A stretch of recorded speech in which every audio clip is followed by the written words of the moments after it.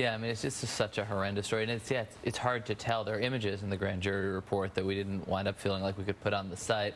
I mean, at the same time, it's become very politicized.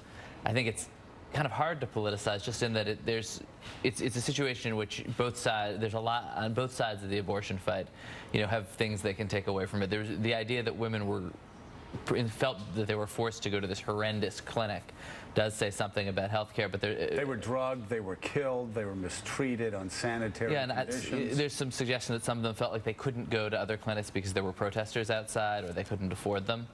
But at the same time, I think, when you hear about the details of late-term abortion, you see why a lot of Americans are very uncomfortable after a certain point in pregnancy. Well, yeah, and I was just saying, I mean, we're talking about babies. Yeah, and this is beyond late-term abortion. Babies, 30 weeks, killed, allegedly killed, 30 weeks. My son was born 27, 28 weeks. And as I walked through the NICU unit, there were a lot of kids, a lot of babies that were at 24 weeks. And you know what? What was viable in 1973 has changed. And that you want it to be accessible and safe. You want it to be done under sanitary conditions with qualified practitioners and that sort of thing.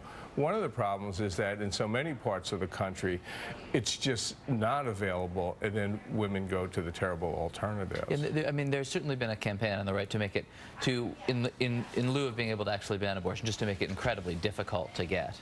And this is obviously the downside of that, right? That people wind up going outside the law, and clearly, and I actually don't. I think the abortion rights movement, I mean, is not defending Gosnell here. Although somebody from the National Abortion Federation refused to certify his clinic and then didn't call the cops, which is pretty damning. Yeah, pretty damning, no doubt about it.